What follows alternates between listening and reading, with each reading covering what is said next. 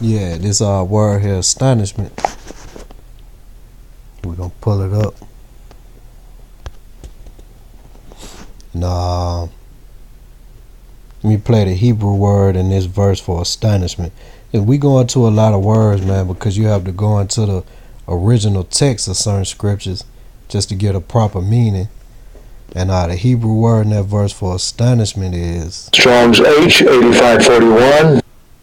Timahon. Timahon. And let's go down and get the definition on that. That word astonishment in this verse, it means astonishment, bewilderment, stupefaction. And that's you niggas all day, man. You spend 5 minutes with a nigga and you know that he's in a state of bewilderment. They're always in a state of stupefaction. They're always stupefied because of the curses that was put on niggas, man. This shit is simple, it's plain as day, man. Like, if you don't see this, that's just because the Lord blinded you. Verse 29, thou shalt grope at noonday as the blind gropeth in darkness, and thou shalt not prosper in thy ways, and thou shalt be only oppressed and spoiled evermore, and no man shall save thee. That's you niggas today, man. We can't prosper in our ways because we are only oppressed. We grope in the noonday in the daylight with a flashlight as if a blind man gropeth in the darkness. Because we can't prosper for being constantly oppressed. You had niggas with that damn fool Martin Luther King marching in the 60s and shit, and you still got niggas with Black Lives Matter and shit marching today. Because this shit'll never be fixed until the curses are lifted. They still marching and talking about the same shit they was talking about 50 years ago. Because we oppressed only because of the curses. Verse 30. Thou shalt betroth a wife, and another man shall lie with her. Thou shalt build a house, and thou shalt not dwell therein. Thou shalt plant a vineyard, and thou shalt not gather the grapes thereof. Now, when we first came to this damn God-forsaken country, they had us in the slave fields and in the slave quarters. You might have a wife, but if your master wanted her, you had to step out the house while he went in there and knocked her down. You betroth a wife, but she ain't yours because you in the we in captivity. Esau, the so-called white man, owns your wife, so your wife is not even really yours. We built this country, but it ain't for our pleasure. It ain't for us to keep. We build the houses and plant the vineyards, but it ain't ours to own. We get whatever Esau throws down the pipe. So yeah, you might have a wife, but the so-called white man owns your wife, whether you know it or not, because it's still true today, as true as it was when we were in the fields. 31. Thine ox shall be slain before thine eyes, and thou shalt not eat thereof. Thine ass shall be violently taken away from thy face, and shall not be restored to thee. Thy sheep shall be given unto thine enemies, and thou shalt have none to rescue them. There's nothing you can do, man. At any time, Esau will come make your whole little world come crashing down because he owns you. Thy sons and daughters shall be given unto another people, and thine eyes shall look and fail with longing for them all the day long, and there shall be no might in thine hand. You know, they just did the root shit. You saw when Kunta had to give up his daughter. There's nothing you can do. They took our children. And we had no might in our hand to fight to get them back.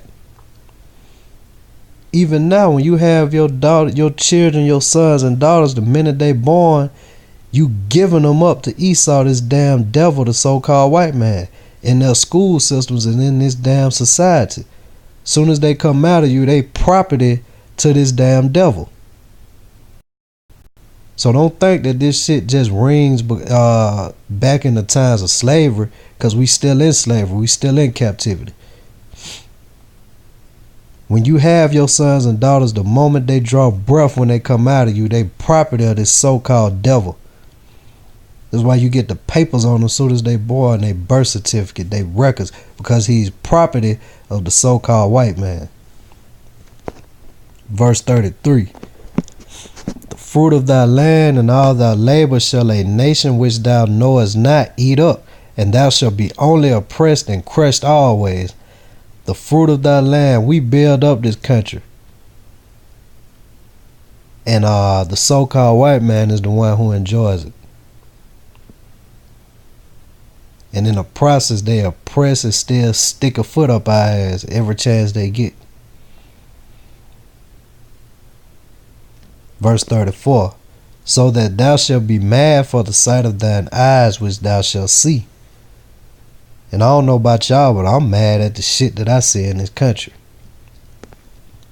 35.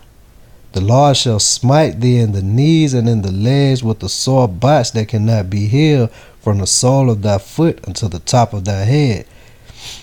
And we all ailing with something, man. If you were being an Israelite, we all ailing with some shit over here, man, that we can't be healed from. Verse 36. The Lord shall bring thee and thy king which thou set over thee unto a nation neither thou nor thy fathers have known, and there shalt thou serve other gods, wood and stone. And that's talking about America, aka Babylon the Great. We didn't know this damn place, and y'all over here serving gods which we have not known. You serving a white so-called Jesus. You serving God. You're serving Allah. You're serving some type of damn foolishness and not serving the Most High Yahweh. We serving all this foreign shit. Mainly amongst Negroes and most of the tribes is this Jesus, this Caesar Borgia, this Jesus guy. That's who most of you are serving. Verse 37. And thou shalt become an astonishment, a proverb, and a byword among all nations, whither the Lord shall lead thee. And we became that. An astonishment, a proverb, and a byword. You become a nigger, an African American, a black man, a Mexican, a Haitian. All those are bywords. I hate that black damn word. You're not a black man. You're not an African American. You're not a fucking African. You're not a nigger, even though you all act like niggas. But that's what we have become to all these nations, man. We become bywords. Verse 38. Thou shalt carry much seed out into the field, and shalt gather but little in, for the locust shall consume it. Thou shalt plant vineyards and dress them, but thou shalt neither drink of the wine, nor gather the grapes, for the worms shall eat them. Thou shalt have olive trees throughout all thy coast, but thou shalt not anoint thyself with oil, for thine olive shall cast its fruit. Thou shalt beget sons and daughters, but thou shalt not enjoy them, for they shall go into captivity. And I was just talking about that, man. As soon as you have your sons and daughters, you can't enjoy them, because now they're property of this so-called white man, this goddamn devil. Soon as they born. You can't enjoy them over here in Babylon, because you under constant captivity. You gotta work every goddamn day. You gotta follow the rules of this goddamn devil. 42. All thy trees and fruit of thy land shall the locust consume. The stranger that is within thee shall get up above thee very high, and thou shalt come very low. A damn Elamite, them damn Muslims come over here and get a store and get grants and get boosted right above you, and you build this country. These Africans come over here and get stores and shit and get grants from the government and get boosted right up above you. That's what that scripture is talking about, man. They come over to this country and they shoot right past the so-called Negro who build this place up. And they do much better than you. Because you cursed. The Most High put the curses on us. They get above us the minute they step foot on this country. and we get down even lower. He shall lend to thee, and thou shalt not lend to him. He shall be the head, and thou shalt be the tail. And it's self-explanatory, man. The damn strangers over here, these Africans, these damn Muslims, these other nations, these damn Arabs, they above you in this country. And you're from over here. Verse 45.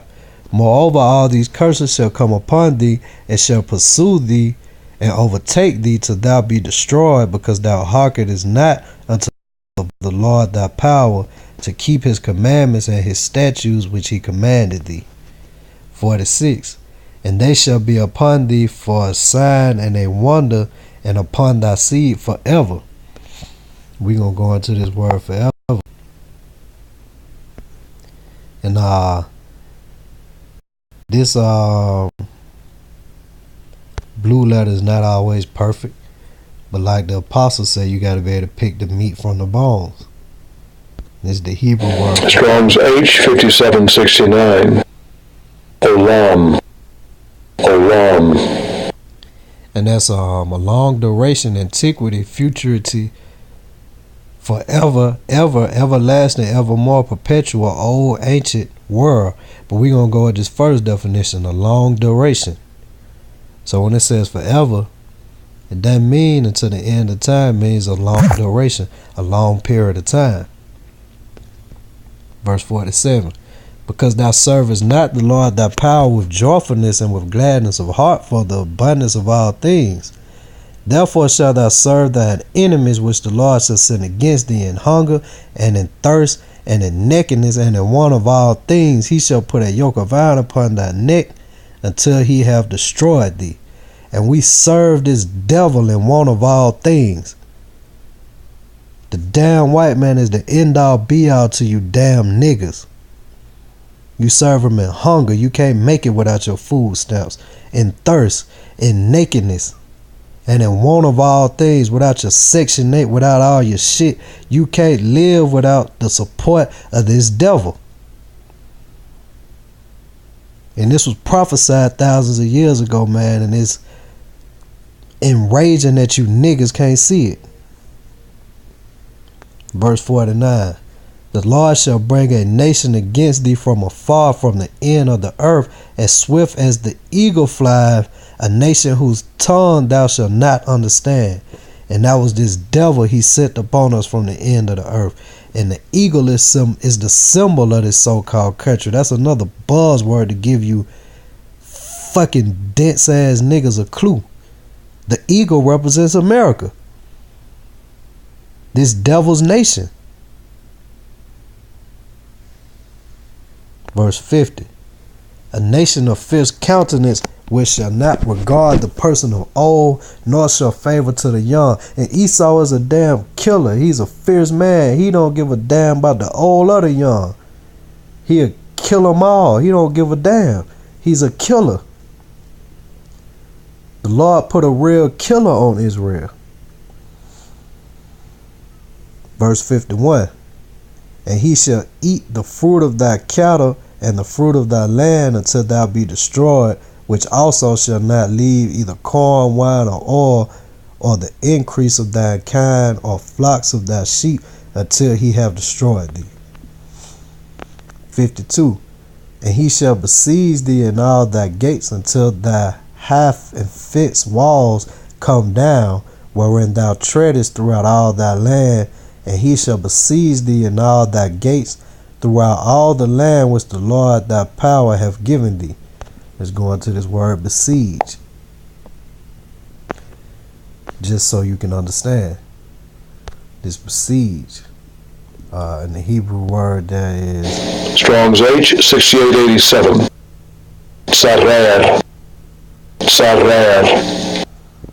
And it means to bind, be narrow, be in distress, make narrow, cause distress, besiege, be straightened, be bound. And that's what this devil did when he came upon us. And thou shalt eat the fruit of thy own body, the flesh of thy sons and thy daughters, which the Lord thy power hath given thee in the siege, and in the straightness wherewith thine enemies shall distress thee.